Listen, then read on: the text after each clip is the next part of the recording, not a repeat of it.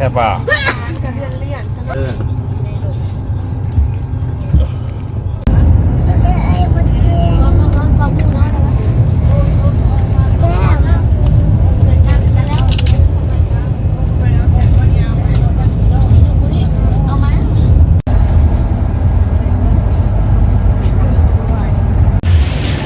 คืนรถผมไป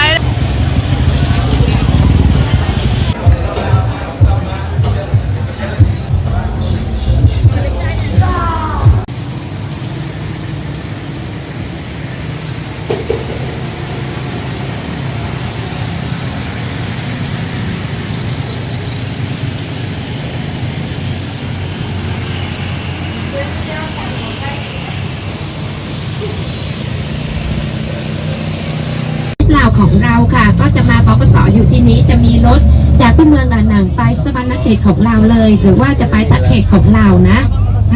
แต่มันก็ไม่สะดวกสบายเท่าไหร่กินก่อนเพื่อเราขึ้นข้างบนค่ะที่มีท่านไหนกลัวความสูงหรือเปล่ากลัวความสูงเลยกลัวมดเลยเหรอไม่ก็คือว่าขึ้นความสูงแล้วก็ตัวจะสั่นแล้วเหงื่อออกมีไหมเป็นแบบนี้ไหมกลัวแบบแรก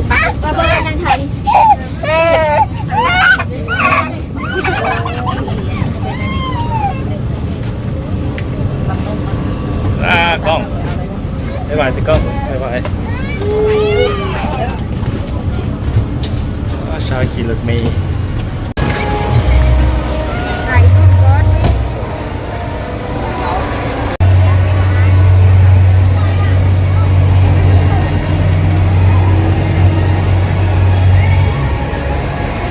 ไปเลย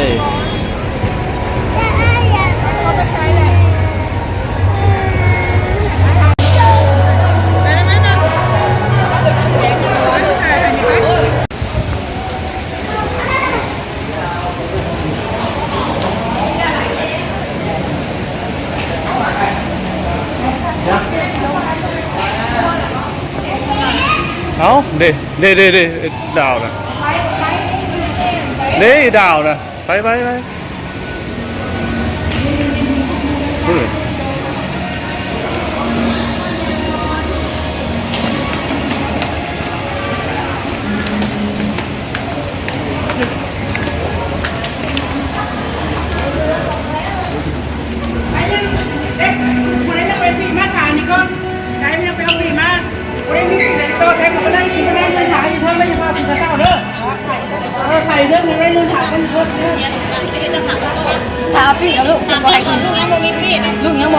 The village was a central banana use.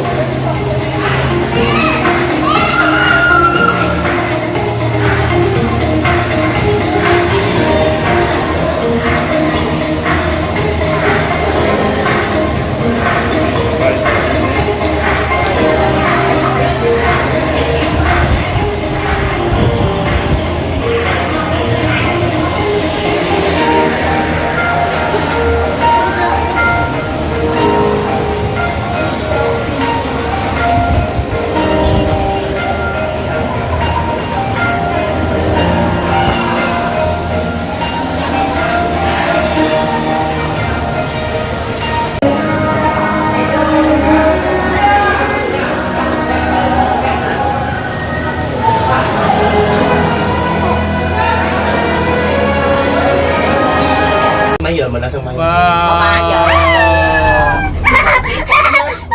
Đến sân bay giờ đợi giờ. Thời gian đợi để sao mình không ăn không?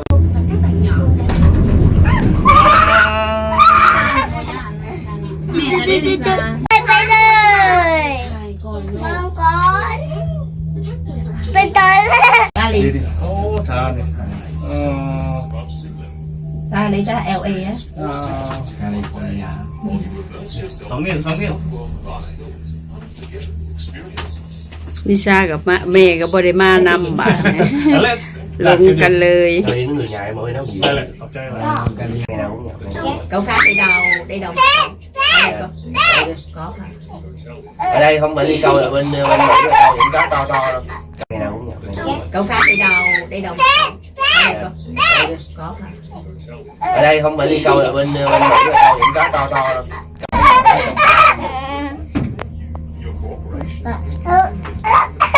Có cá thì nhiều. Nếu mà mình đi tự túc mình đi được, mình đang đi tour mà. Mình hết cái chương trình. Sao cho níu. Con cá là ở Đà Nẵng mình đang có một cái gọi dịch vụ có một là thời gian từ 5 giờ chiều tới 5 giờ sáng hôm sau.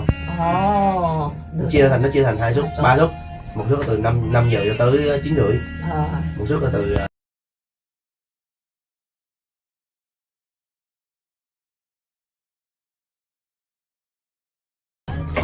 bán được mấy triệu sữa to không vậy. Xong bây giờ sau này nó không còn phát triển nữa và những cái mảng nó không có nằm trong cái dự án của Việt Nam. Khác quá. Lisa biết ghẹn với nhà đang lười đâu Lisa. Các phần này định nói hại cho bọn.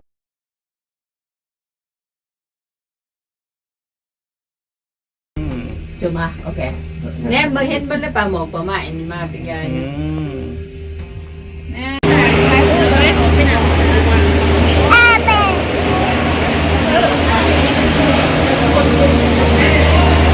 Ê,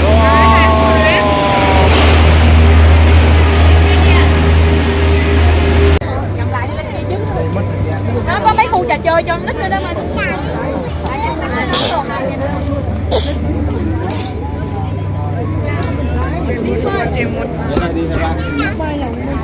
ra đi,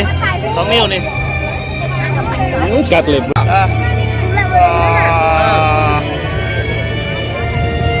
Khi con ở đây. Chào mưa chào khi con ở đây. Đấy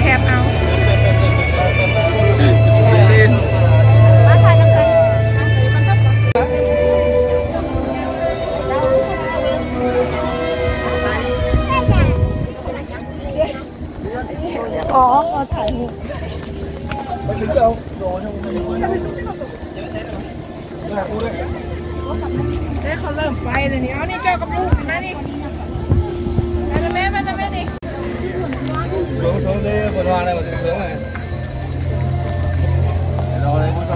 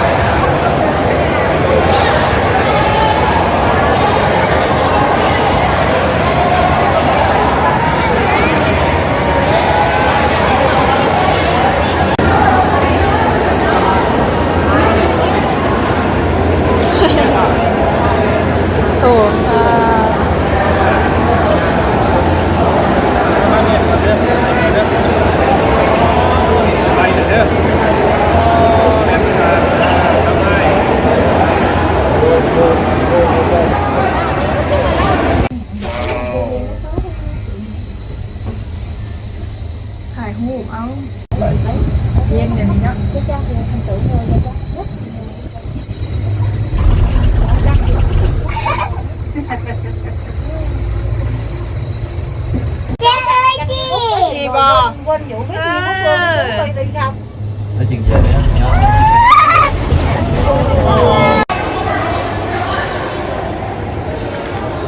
một chắp lên chắp lên chi lực phái rồi.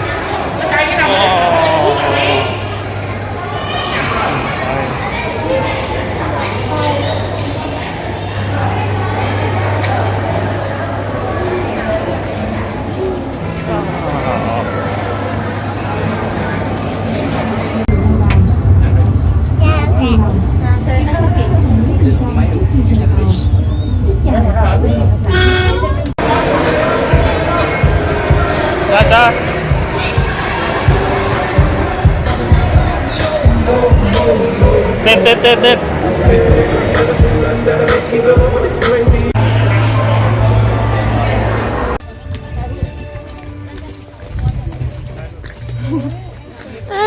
จนประสบภัยจนได้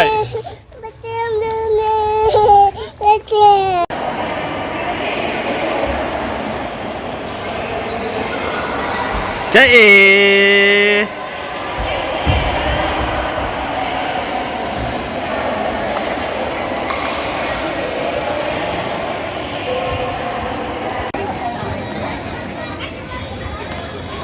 ไปเลยถ่ายวิดีโอนี่อยากไปดอกไม้เนี่ยอยากไป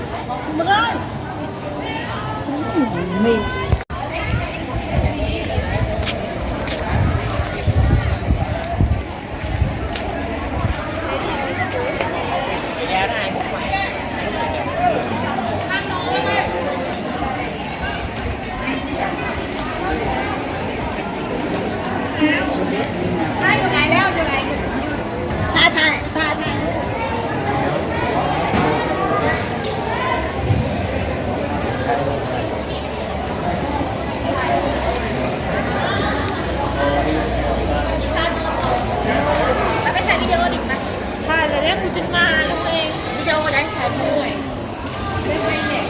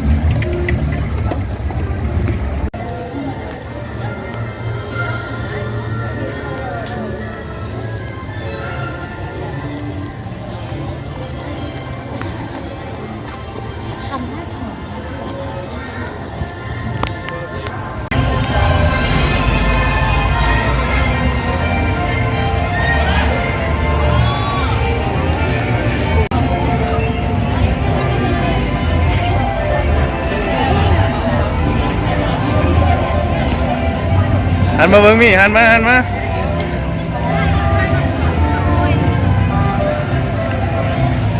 ถ่ายรูปเลยนี่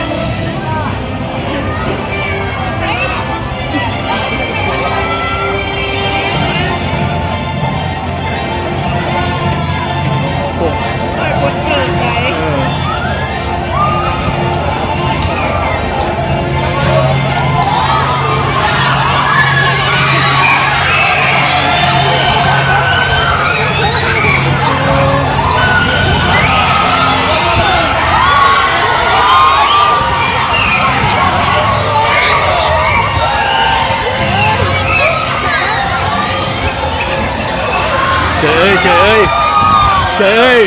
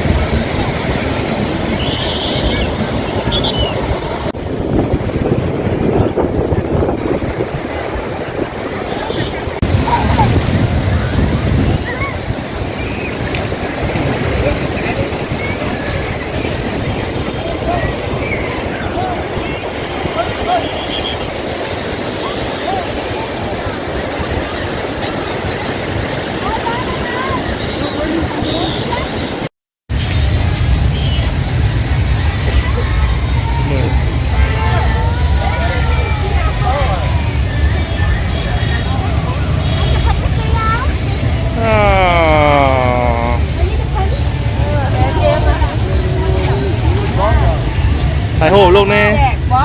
ใช่แล้วทำแล้วได้ไหม ถ่ายรูป ขายเลยทำแล้วนะแม่ ฟรีฮะฟรี 20,000 ฮะโนกำเอิญ20,000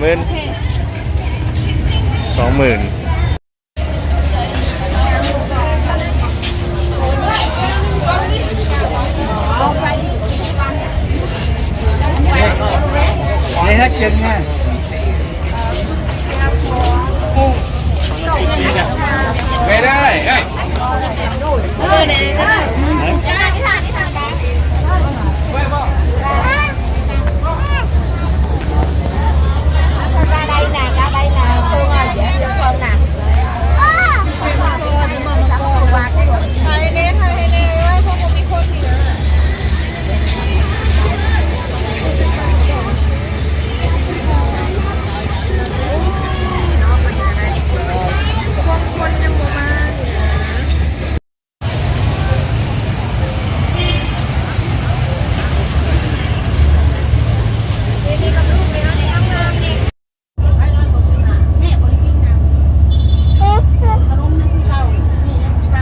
ในจินตนาเลยของเจ้าจินตนา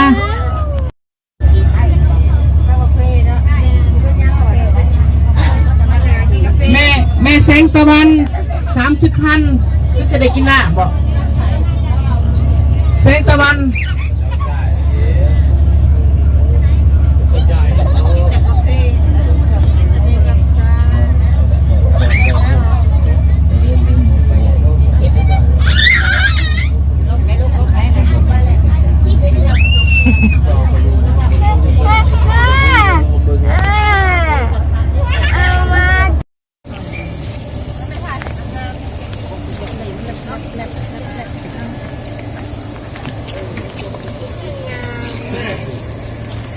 เอฟพอดีลูกว่า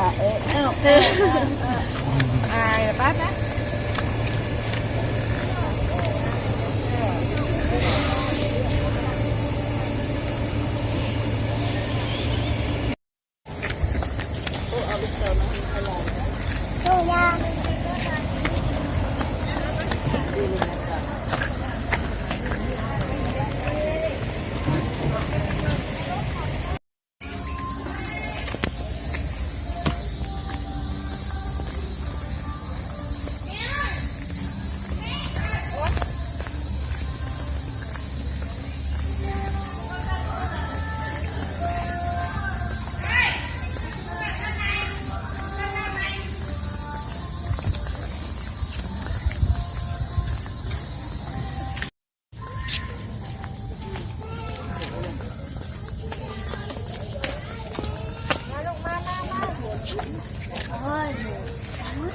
ไม่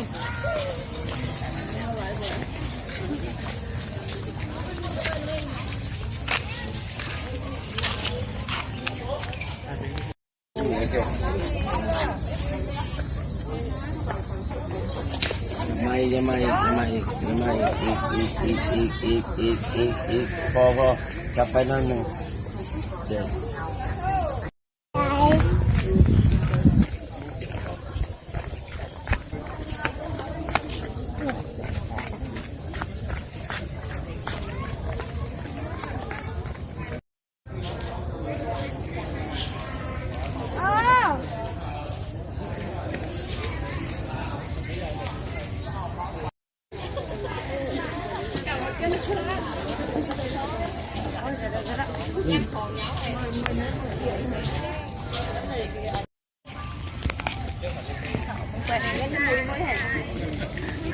เฮ้ยเจ๊ได้ให้นุ่มมาถ่ายรูป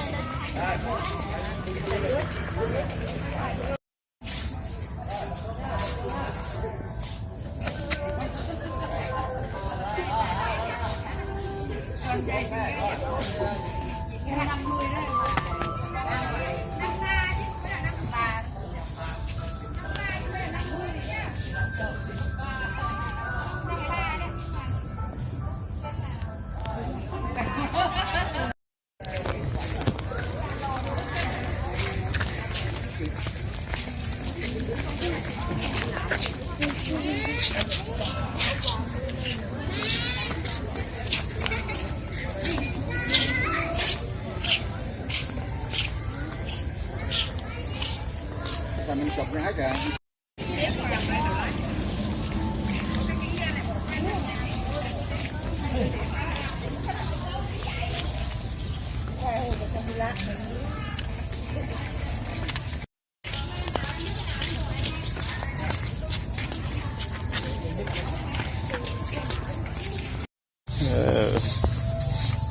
ยังไม่จับมือแถวนี้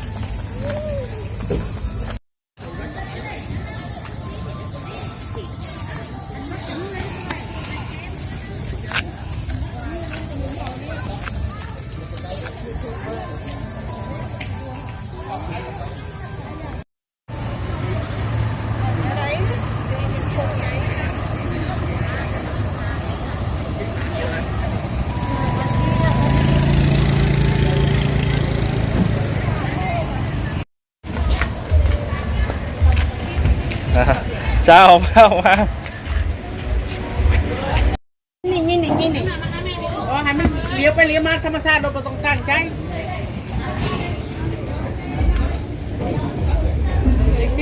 ได้นะครูหรือไม่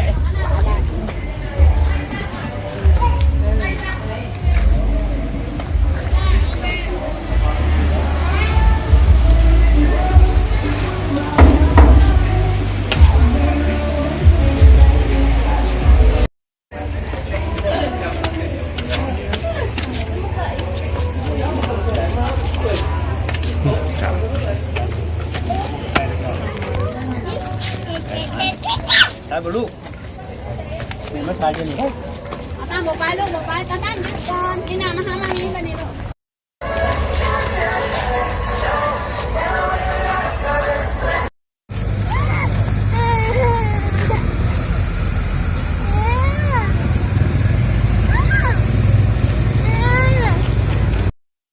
จ้ะนู่นค่ะก็จะเป็นสวนสนุกค่ะนู่นเลยนะชินสาสวรรค์นะจ๊ะเลยไปอีกหน่อยหนึ่งจ้ะ มีเสียแค่ยาวแล้วมาตรงนี้มาเอาเด็ไป นี้ค่ะตอนนี้เรากำลังอยู่สะพานมังกรจ้ะ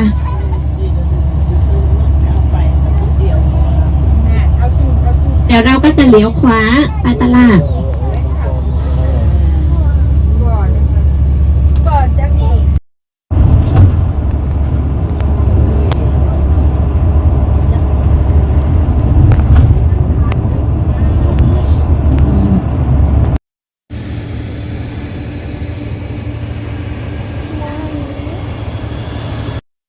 ยิ้มยิ้ม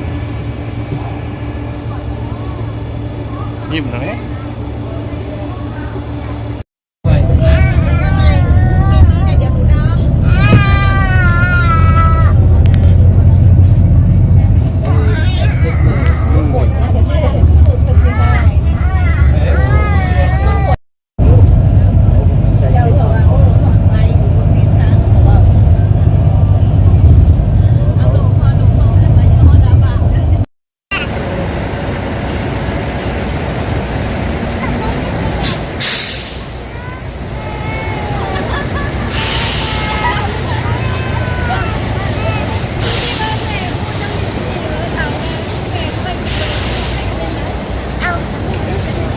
มาวีโลไว้ แล้วฮอดแล้วฮอดดาแล้ว ลง YouTube ใหญ่มาเบิ่งขึ้น